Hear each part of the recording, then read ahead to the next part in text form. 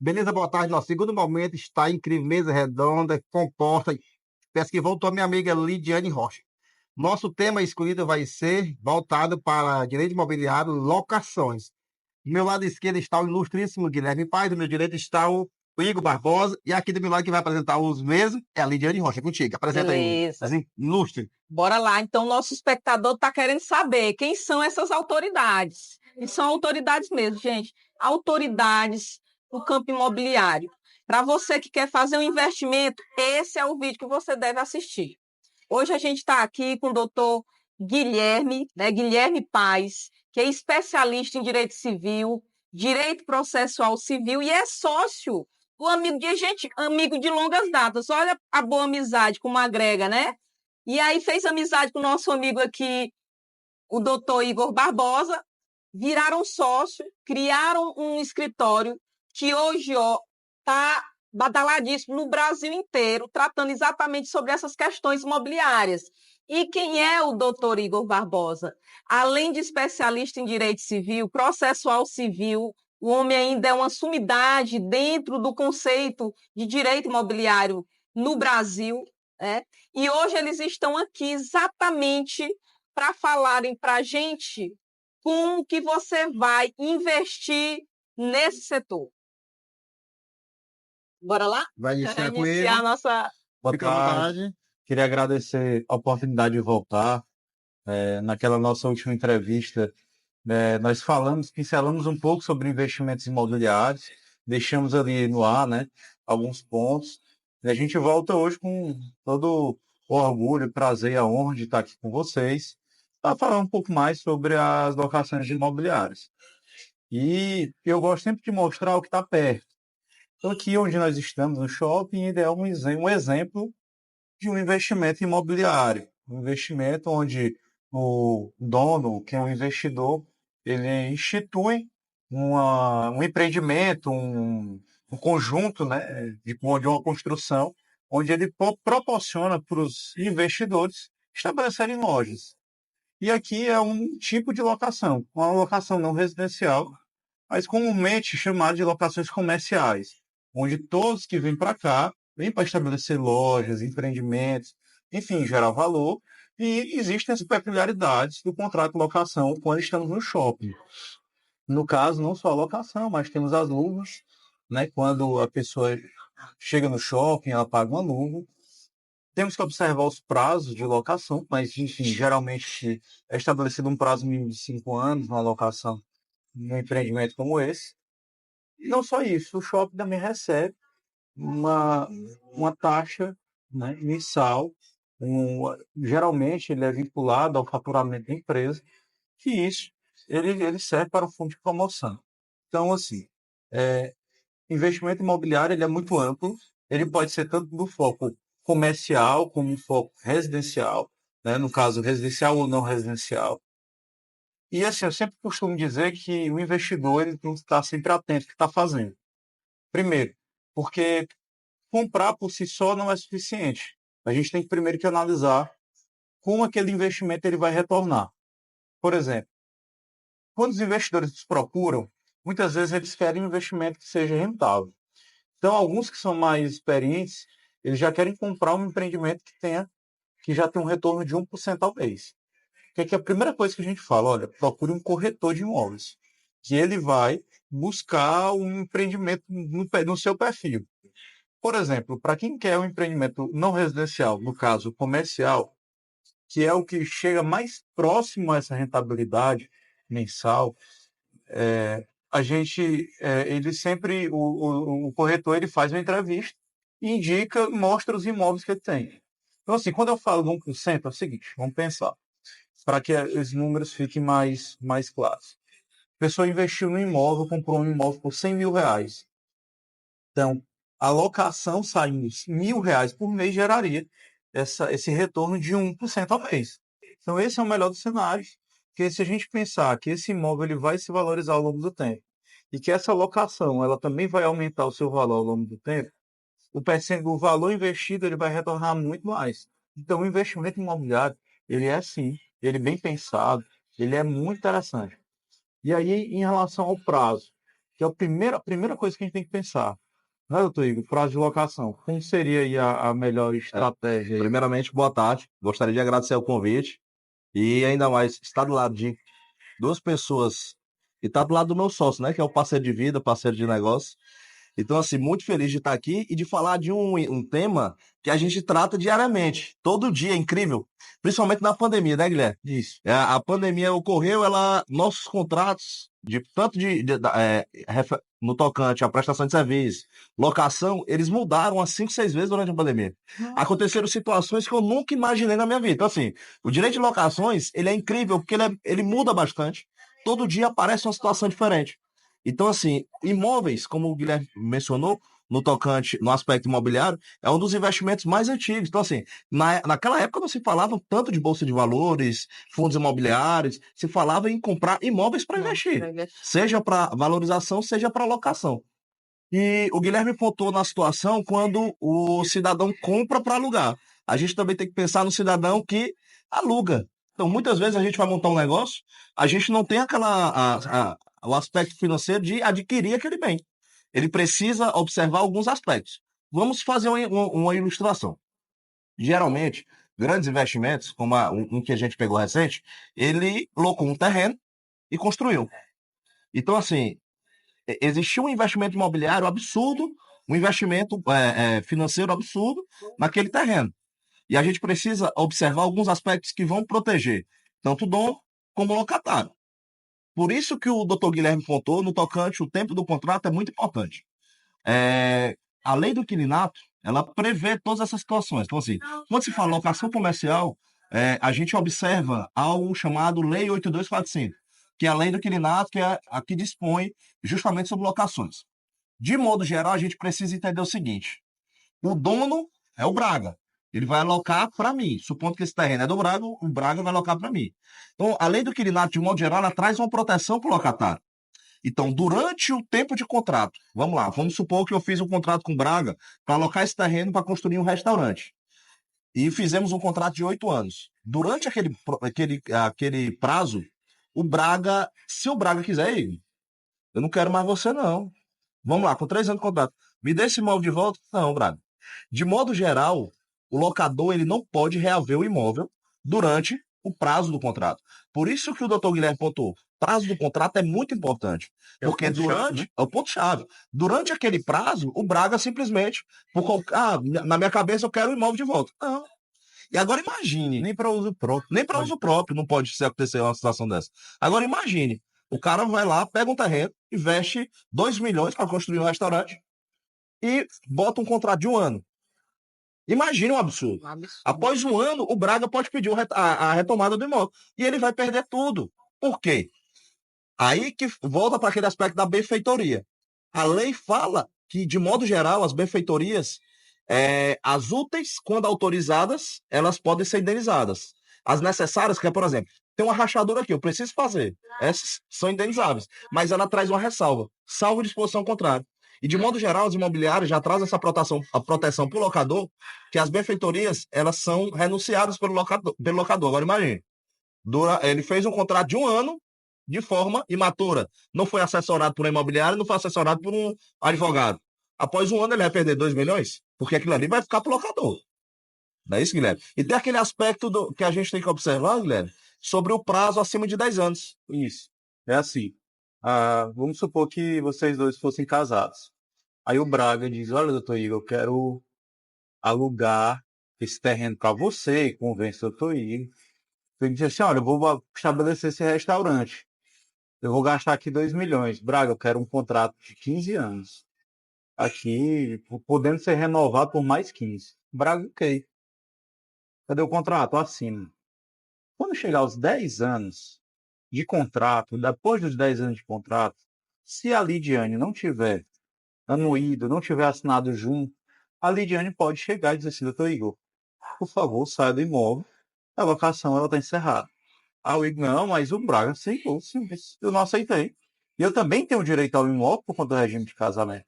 Então, veja bem, a lei de locações, ela conversa com o Código Civil, não só na parte do direito das coisas, como o doutor Igor mostrou, que é na parte das benfeitorias, que tem que ser observado, mas também conversa com direito de família. Então, veja bem, quando eu comecei minha conversa, com a minha fala, eu disse, olha, falou com o advogado, tem que falar com o corretor de imóveis, né? Então, é muito importante para alguém que queira fazer qualquer investimento imobiliário, procurar profissionais habilitados e capacitados para fazer esse investimento. Caso contrário, podem ocorrer vários sabores, porque a lei ela traz diversas peculiaridades. Por exemplo, vamos desfazer o exemplo do Dr. Igor.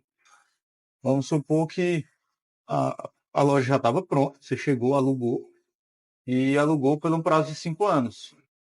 Foi lá, ficou na loja 5 anos, fez investimentos, melhorou a loja. Aquela loja não tinha tanto movimento, você foi lá e fez marketing, aquele ponto virou interessante. Então, ao longo de 5 anos, você fez um bom investimento. Chegou ao final dos 5 anos, você quer renovar a locação. E aí? Para onde é que a gente vai nesse ponto? Então, existem saídas. Mas se o locatário, né, para quem está alugando imóvel, se ele não observar os prazos do contrato e os prazos da lei, ele pode perder uma grande oportunidade, que é a oportunidade de obrigar a renovação do contrato. Porque a ação renovatória ela é possível nas locações não residenciais. Por quê? A lei ela busca proteger, o legislador ele buscou proteger aquela pessoa que fez o investimento. Aquela pessoa que passou ali 5 anos, que está cumprindo o contrato de locação a risco e que não pode ter o seu investimento tirado. Então, a lei de locações ela permite que antes dos 6 últimos meses do contrato de locação, desde que o contrato tenha aí 5 anos no mínimo de locação, de duração, o inquilino ele pode entrar com ação renovatória e obrigar o locador a renovar o contrato de locação.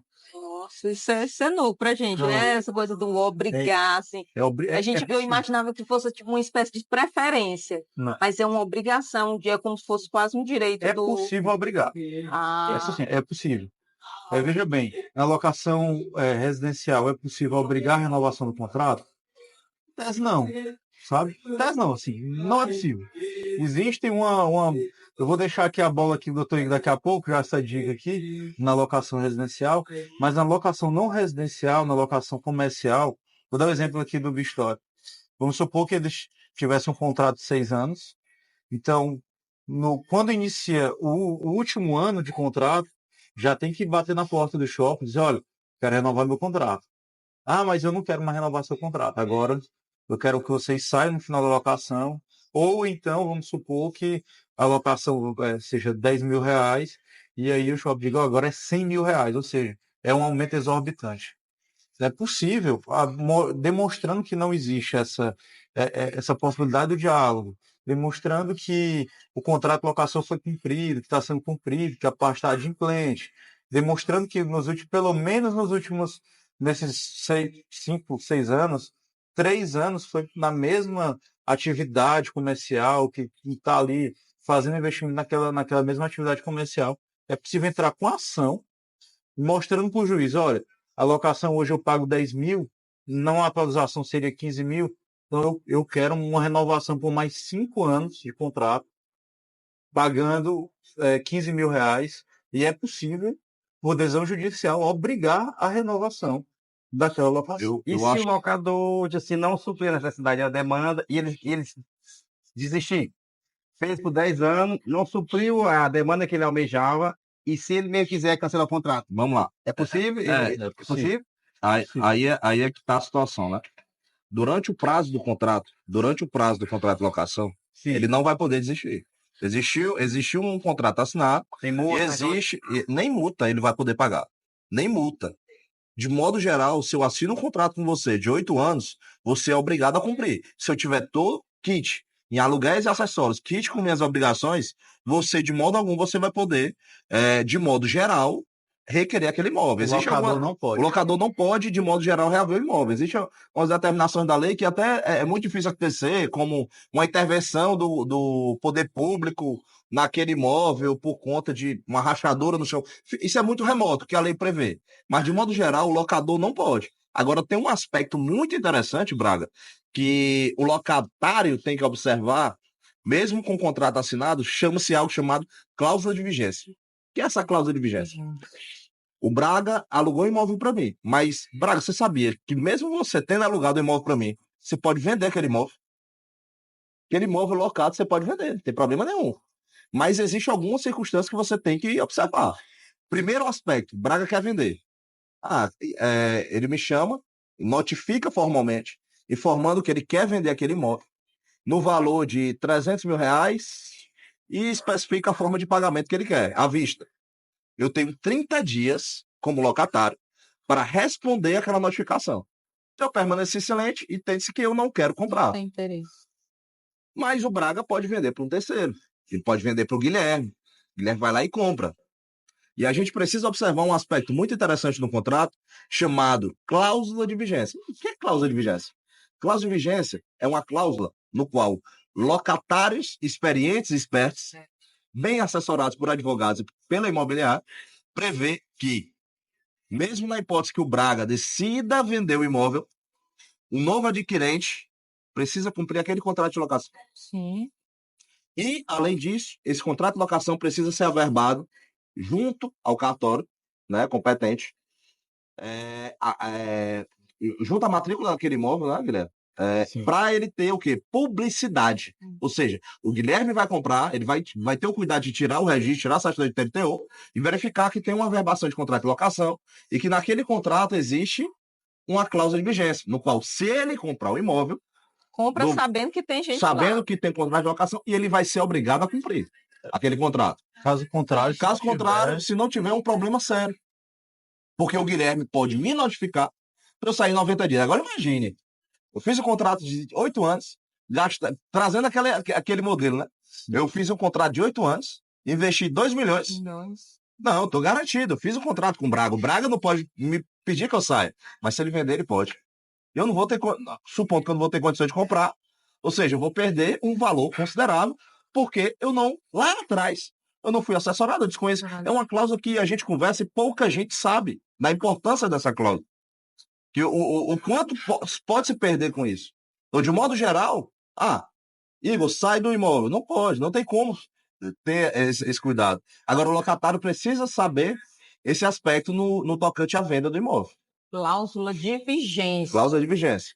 Mas a minha pergunta ia para outro lado. Se pode ser desistência do locatário. Quem locou? Pronto. Locatário pode. Pode desistir. Locatário pode. Isso que eu queria chegar Perdão. nessa pergunta daí. Só que assim, vamos lá. O contrato de locação, em geral, ele deve prever essa possibilidade, porque o locatário é o único que pode desistir do contrato. Mas existem as penalidades pela desistência. Em geral, é estabelecido uma multa contratual, né, que gira em torno de 3 a 5 vezes o valor da locação.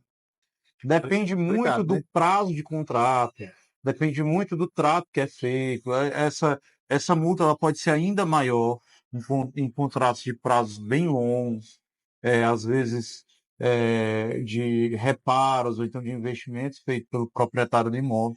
Então é possível estabelecer também multas maiores, mas tem um detalhe sobre essa multa. Muitas vezes, o contrato ele só diz que a multa ela é de 5 aluguéis, por exemplo. E na possibilidade da rescisão é cobrado de 5 aluguéis. Mas a lei ela fala que a multa ela deve ser proporcional ao tempo de contrato. Reduzida. Ela deve ir reduzindo. Vou dar aqui um exemplo. Vamos supor que o contrato é de 5 anos. Para ficar bem didático, né? O contrato são 5 anos. Então, no quarto ano, finalizado 4 anos de contrato, a pessoa quer encerrar a locação. Veja bem, a cláusula são 5 aluguéis. Então, se nós já passamos 4 anos, em tese, a multa só seria de um aluguel. Por quê? Porque nós já cumprimos 4 anos, então seria uma multa proporcional. Muitas vezes, o contrato de locação ele não estabelece que essa multa é proporcional ao tempo de contrato. Então, inicia uma discussão jurídica. E aí eu quero levantar uma questão bem técnica, mas que é para as pessoas entenderem a importância do contrato de locação. Quando você compra, por exemplo, a Lidiane comprou esse relógio na loja, aquela relação ela é regida pela lei, o Código de Defesa do Consumidor. Ou seja, existe uma proteção da lidiane em relação ao fornecedor e, inclusive, facilita a discussão de cláusulas contratuais, considerando a posição hipossuficiente que a lei considera do consumidor em relação ao fornecedor. O que é essa hipossuficiência? É a baixa capacidade do consumidor de discutir o contrato com o fornecedor. O fornecedor, em geral, ele vai lá e impõe o contrato. Na lei de locações, ela não é a relação locatícia entre locador e locatário, essa relação direta, ela não é regida pelo Código de Defesa do Consumidor. Ela é regida pela lei de locações. Ou seja, é um contrato de natureza civil. As partes elas já estão agora no mesmo patamar. Então, elas precisam discutir o contrato. Elas precisam revisar o contrato, não aceitar certas cláusulas, enfim, buscar o equilíbrio contratual. Caso contrário, é possível na justiça que o locador ele diga, olha, por mais que a lei do inquilinato estabeleça que essa multa ela é proporcional, mas estabelecemos algo diferente. Então, assim, por mais que hoje a jurisprudência entenda que deve ser aplicável essa, essa proporcionalidade da lei, considerando, ou da multa, considerando a lei, mas é possível, uma tese minoritária, mas é possível, e já existem julgados nesse sentido, de considerar que vai ter que pagar uma multa integral. Então, chega a ser desproporcional isso, mas é possível. Vamos supor que, voltando para o exemplo, que a Lidiane alugou o imóvel por 5 meses, 5 anos. No último ano ela quer sair do imóvel, mas o locador disse, olha, pague 5 aluguéis, ou seja, não vale nem a pena a Lidiane sair. Porque ela vai pagar praticamente metade do aluguel que ela ia pagar para frente. Então, às vezes, vale a pena realmente, às vezes até manter a locação na integralidade. Por isso, a gente volta agora para o início. A necessidade de discutir um bom contrato, contratar um bom profissional, um bom advogado que entenda do assunto. Só que nesse caso ainda vigora, vai para a lei, né? Isso, vai para a questão da legislação, que realmente ela impõe a redução proporcional. Mas é que essa é a posição majoritária dos tribunais. O interessante é que a gente vê o da maioria e o da minoria. Agora ele vai explicar para nós documentos exigidos para fazer uma versão. Certo, os documentos necessários. Legalização tem documentação, como é que é? De modo geral, né, para você locar o imóvel, o locador ele tem que ter a posse ou a propriedade daquele bem. Locador, vamos girar para todo locador. Então, assim, ele tem que demonstrar o ânimo de dono daquele imóvel. Então, ele precisa ter um título. Hoje, outro assunto interessante, viu, Braga, para a gente tratar depois, é justamente sobre regularização de imóvel. Pronto. Hoje a gente tem uma gama de imóveis grande. Eu acho que, eu não sei se eu posso falar sem dados específicos, mas boa parte dos imóveis hoje do Brasil são regulares, né? E geralmente essa regularidade vem de inventário, que você não vai regularizando, enfim. Mas assim, de modo geral, primeiro ponto, o locador precisa ter ânimo de dono. Ele precisa ter um documento que ele tem a posse, tem a propriedade daquele imóvel para ele poder locar. O locatário, o que ele precisa ter, né? De modo geral. Bom, geralmente, por isso que eu sempre recomendo que os locadores busquem uma imobiliária para fazer justamente a administração dessa locação. O que se pede geralmente? É verificar se aquele locatário possui condição financeira para alocar aquele imóvel. Então, assim, muito provavelmente a imobiliária zelosa, ela vai olhar alguns pontos. Primeiro ponto que ela vai olhar, vai precisar dos documentos pessoais para poder verificar, vai precisar de comprovação de renda. Ele vai precisar analisar se aquele locatário tem condição de locar aquele imóvel. Posteriormente a isso, ele tem comprovação de renda que ele pode locar esse imóvel. Geralmente eles pedem uma renda em torno de 3 vezes o valor do aluguel para poder fazer essa análise. Vai verificar também outras formas de garantia, que é um ponto interessante para a gente tratar daqui a pouco. E vai fazer as consultas nos órgãos de restrição de crédito. Além disso, a gente ainda faz, nas imobiliárias que a gente trabalha, consulta dentro dos sistemas do tribunal e do Brasil inteiro, para verificar se aquele locatário já deveu aluguel antes. Por exemplo, existiam situações que a gente observou depois, né? Antes de inserir essa exigência na pesquisa da situação do locatário, é que o locatário lá atrás devia outro imobiliário e locou com a gente. Isso aí é uma coisa que, em tese, não poderia acontecer. Então, o grande aspecto é o quê? Uma pesquisa financeira sobre aquele locatário, né? Para poder aceitar aquele cidadão como locatário. Aí a gente, além disso, eles pedem sempre uma garantia para aquela locação. E a gente tem várias. Nós temos, te interrompi. Não, pode Não, falar. Ah, tá. não. Nós temos fiador, né? Nós temos calção, nós temos seguro-fiança. Esquecendo alguma, galera? Seguro fiança. Seguro-fiança. O seguro-fiança é quando. Título de capitalização. O seguro-fiança é aquela no qual o banco vai ser seu fiador. É a mais segura. É mais seguro. Nós temos hoje diversos, tem Porto Seguro, enfim, tem diversos bancos que fazem essa fiança. Para o locador, melhor. Geralmente, ele gira em torno de 10% do valor do aluguel, ou seja, além do aluguel, o cidadão vai pagar 10% para contratar aquele seguro-fiança. Ou seja, é um seguro específico, né? isso, é um seguro-fiança específico para que qualquer débito do locatário, seja aluguéis, acessórios, e geralmente a gente vai tratar sobre a situação de taxas condominiais, né? Que é uma obrigação do locatário pagar quando ela existe. Então, todos esses débitos, inclusive a reforma do imóvel, que o locatário tem que devolver aquele imóvel, conforme ele recebeu, salvo deteriorações normal de uso, tudo isso é garantido por essas garantias. Por isso que eu digo que hoje, a melhor garantia que tem, antigamente era fiador. Porque o fiador é o seguinte: tu vai cobrar o fiador aperta o locatário pagar, né? Então existe um passando para o outro, porque o cidadão acaba sendo negativado por aquele débito. Mas hoje, seguro-fiança é a melhor hipótese. Porque o seguro-fiança paga e aí o seguro-fiança vai cobrar do locatário aquele débito depois. Certamente o espectador não sabia disso. A gente vê que o mercado está muito aquecido. O que me despertou? Legislação. Como é que é amparada a legislação brasileira fiscaliza tudo isso? Bom, é muito daquilo que a gente falou, né? Existe uma lei específica para as locações de imóveis. Que ela é de 91. Isso, ela é de 91. E ela não. E assim, a lei de locações ela não é suficiente para reger essa relação. Então, muitas vezes a gente vai ter que consultar o Código Civil, nós vamos ter que consultar outras legislações, até pela complexidade da relação locatícia. Porque no caso, por exemplo, da morte do inquilino ou do locador, existem diversas repercussões. Que a lei prevê. A lei prevê, e assim, pode até mesmo, por exemplo, o contrato prever que aquela locação não serve, no caso. É por isso que se diz que você pensa, né? Que o contrato de locação, ele é impessoal. Mas como assim impessoal?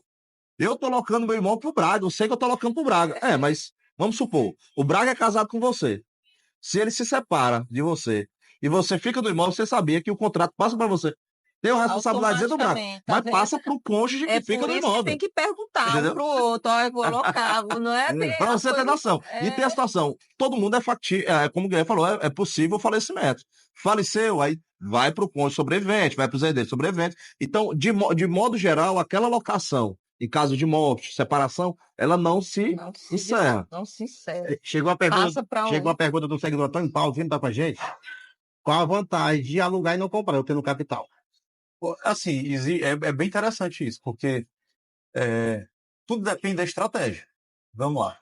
Se a pessoa ela vê que aquele imóvel ele atende todas as características da sua empresa, ou atende todas as suas necessidades pessoais, e você já tem um dinheiro em caixa, você quer ter aquela segurança que aquele imóvel é seu, você não quer ter problemas futuros em discussão de locações, e que faça sentido no seu planejamento, enfim, Melhor comprar, né? Comprar é interessante.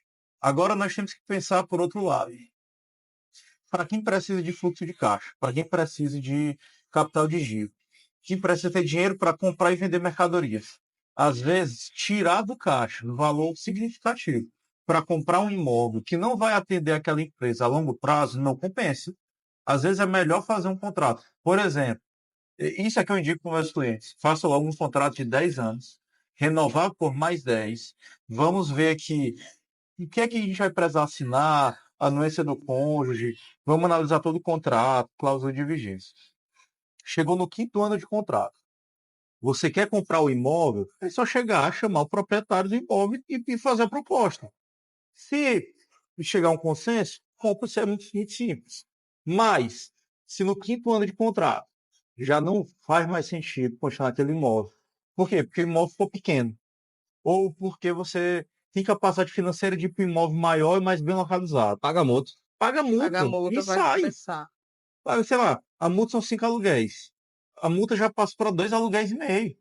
Então, é muito melhor você pagar 2 aluguéis e meio para poder sair do imóvel e ir para muito melhor, Crescer e prosperar. crescer e prosperar, do que se manter naquele imóvel. Guilherme, Então é muita outra situação estratégia. interessante que o Braga comentou aqui sobre a legislação, eu lembrei de uma situação que eu falei no início da entrevista, foi sobre o quanto a situação, apareceu situações novas durante a pandemia.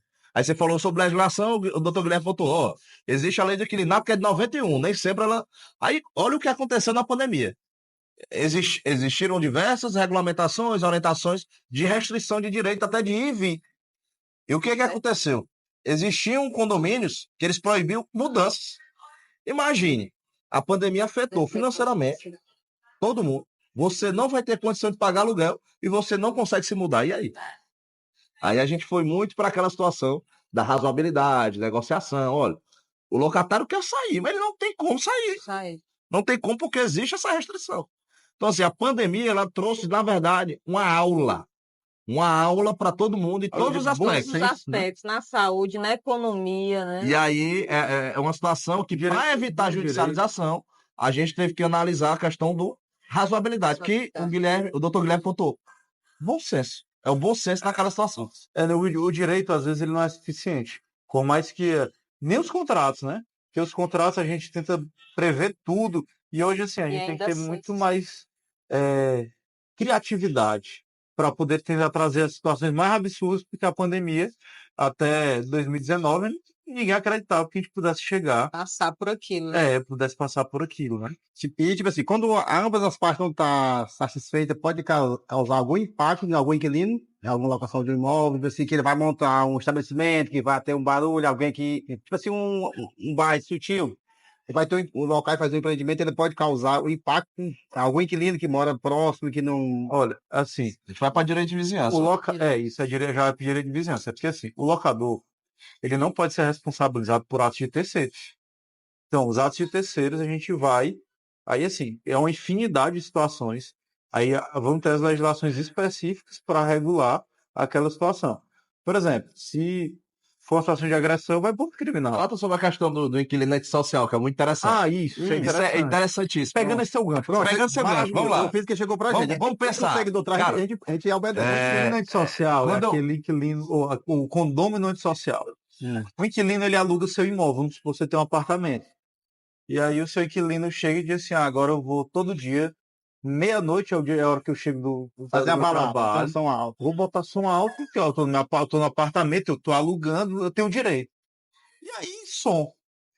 Isso, o inquilino, o condômino, porque ele tá morando ali. E a legislação prevê que ele é obrigado a cumprir o regulamento e a convenção condominial. Isso, porque ele tem o status de condômino, o inquilino, quando ele aluga aquele imóvel. Aí começa a Ele pagar vai multa. ter que cumprir o contrato. Ele vai ter que cumprir o contrato de locação e a convenção de condomínio.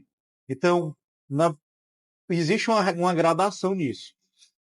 Começa com a multa, começa com a advertência, vai para a multa vai se agravando. Com reiteradas multas e o comportamento reiterado, existem duas situações que podem acontecer. A primeira, o contrato de locação ele pode ser rompido por descumprimento das normas condominiais.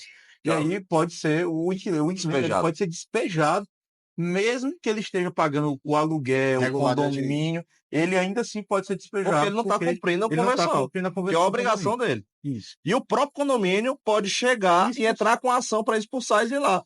Então, assim, recentemente chegam diversas situações. Porque só o que tem hoje é gente sem noção, né? E é incrível que mora em condomínio, você vai observar, existem as coisas mais absurdas do mundo. Eu não acredito que eu tô lendo isso. Grupo de condomínio tem isso, né? Porque é difícil você viver em sociedade, viver em coletividade. É aquele negócio, você precisa respeitar o direito alheio. Então, a partir do momento que você cria balbúrdia dentro do seu imóvel, né? Locado. Ah, mas aqui o espaço é meu. Mas peraí. A partir do momento que eu começo a criar uma situação que eu vou incomodar meu vizinho... Tirar o sossego do outro aí é aquela expressão básica do direito. Seu direito vai até onde começa o... Ainda tem um detalhe. Agora vamos sair do contrato de locação, né? Vamos supor que o Braga chega em casa todo dia meia-noite no apartamento dele, que ele comprou, e ele vai lá e decide que toda noite ele vai botar o som no máximo e vai tomar a cervejinha dele. Aquilo ali não pode, ele mesmo sendo proprietário, vai na mesma regra e ele pode ser expulso do próprio apartamento, mediante decisão judicial, por ele ser público pelo status de Salvo condomínio engano, não antissocial. só isso. Aconteceu Infringir as isso, normas, né? aconteceu isso recentemente, naquele caso, salvo engano, no Rio de Janeiro, que houve um caso de discriminação e tal, e o condomínio pegou e expulsou aquele condomínio também. Que assim, Existe são situações. regras de condomínio, e se aquele condomínio fizer algo grave que impeça o convívio social, por isso que a gente fala, condomínio não é antissocial. Então, se ele termina com esse status, ele pode ser expulso. Então, assim, a lei de locações, por mais que seja uma lei antiga e relativamente pequena, ela tem repercussões em diversas legislações, em vários assuntos. Ela não encerra em si, e a gente consegue ir para vários outros caminhos. Muito bem. Eliane, Eu queria fazer uma pergunta. a gente vai fazer um do seguidor. Chegaram agora aqui. Chegou outro seguidor que Não, mandaram. direto estamos mandando Estão aqui. mandando aqui.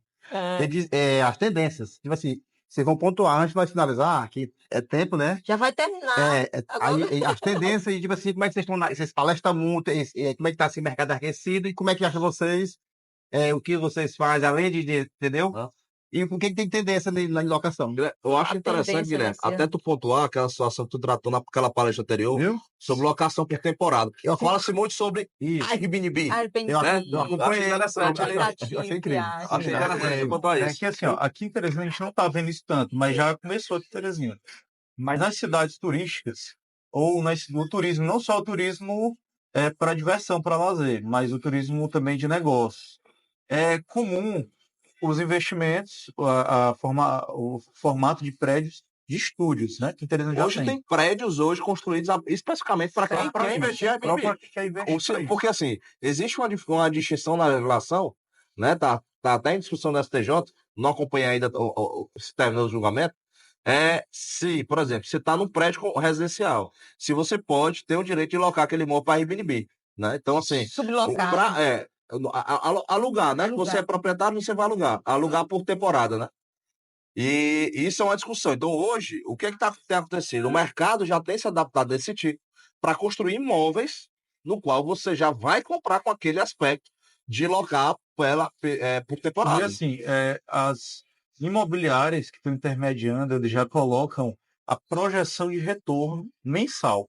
Por exemplo, eles já colocam ali um 80%, que é aquele imóvel, 70%, 80% de locações mensais, né, de preenchimento mensal, estabelece uma previsão de custo daquele imóvel, e, inclusive com tributos, e já traz a taxa de retorno daquele investimento. Em geral, estabelece até a forma de pagamento. Olha, você vai pagar tanto de entrada, mais tantas parcelas ao longo do tempo. Antes de terminar as parcelas, você já começa a alocar, o retorno vai ser esse, você já consegue pagar a parcela. Com o retorno, ainda sobra ainda algum valor. Então, assim, é comum hoje em São Paulo, especialmente em São Paulo, que isso está sendo feito em larga escala, existem investidores que estão profissionalizando a compra desses imóveis. Eles compram 10, 15, 20 estúdios só em prédio só. E ali eles estabelecem uma empresa que vira uma espécie de... não chega a ser imobiliária, mas também não é um hotel. Mistura muito, sabe, o aspecto. Às vezes parece imobiliária, às vezes parece um hotel. Tem todo um serviço de hotelaria. E aquele imóvel ele vai sendo locado por temporada.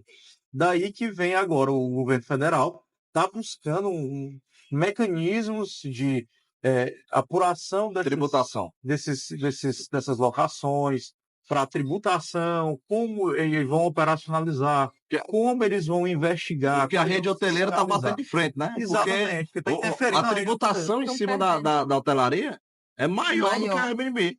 Então, assim, a rede hoteleira, que em tese oferece um aspecto de maior comodidade pro cliente, né? Acaba saindo prejudicado. E assim, o município também, porque vamos imaginar, um apartamento que é alugado pelo Airbnb aqui em Teresina, o imposto é recolhido em São Paulo. Então o imposto não fica aqui. E aí, os gestores, os prefeitos, eles já estão começando a observar esse prejuízo.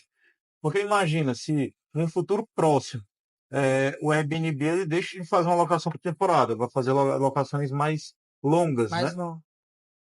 As imobiliárias vão começar a ter um concorrente de peso aqui. Por exemplo, em Teresina. O tributo não vai ficar aqui, porque as imobiliárias elas geram tributos para a cidade de Teresina. Esse tributo não vai ficar em Teresina, por mais que a locação esteja sendo feita aqui. E como a contratação é feita via internet, isso vai para uma cidade só no Brasil. Então, assim, existe um prejuízo local, mas também a gente tem que observar a oportunidade de investimento. Então, é um chamado para as imobiliárias se modernizarem, né, para poder competir com esses grandes players no mercado. Também é um chamado para os investidores observarem essas oportunidades de investimento, não só em Teresina, porque você que mora em Teresina, você pode comprar um imóvel desse em São Paulo, criar toda uma logística lá e daqui em Teresina ganhar dinheiro com a locação em São Paulo ou no Rio de Janeiro, ou seja lá em qual for a cidade, porque hoje até nas praias do Nordeste existem ou empreendimentos nesse formato, né? Então a locação que antigamente a residencial não era tão bem vista pelos investidores, porque não trazia aquela rentabilidade ou de 1% ou de 0,70%, que é a margem que é interessante na locação. A gente consegue hoje fazer isso. Muitíssimo obrigado, hein? Colocação Informação com precisão. A gente vai marcar outra pauta. O convite já fez. Você já faz parte do Tarja. Tá bom. Regiane, incrível. Muito conhecimento, bom. tô arrepiado. Só de conhecimento. Não, e de eu ainda precisão. fiquei com outras perguntas, a gente vai botar para o próximo. Próximo a gente vai Próximo elaborar outra episódio. pauta. Você já está bancada cedo do Tardial, você já Tá se sente convidado. convidado para voltar em outro momento, porque a gente tem que seguir o nosso tempo, Traga para cá a lembrança do Dr. Igor e do Dr. Doutor Guilherme. Opa, Obrigado. Muitíssimo obrigado por fazer Muito parte, obrigado. por vir sempre abrilhantar o programa Tardial.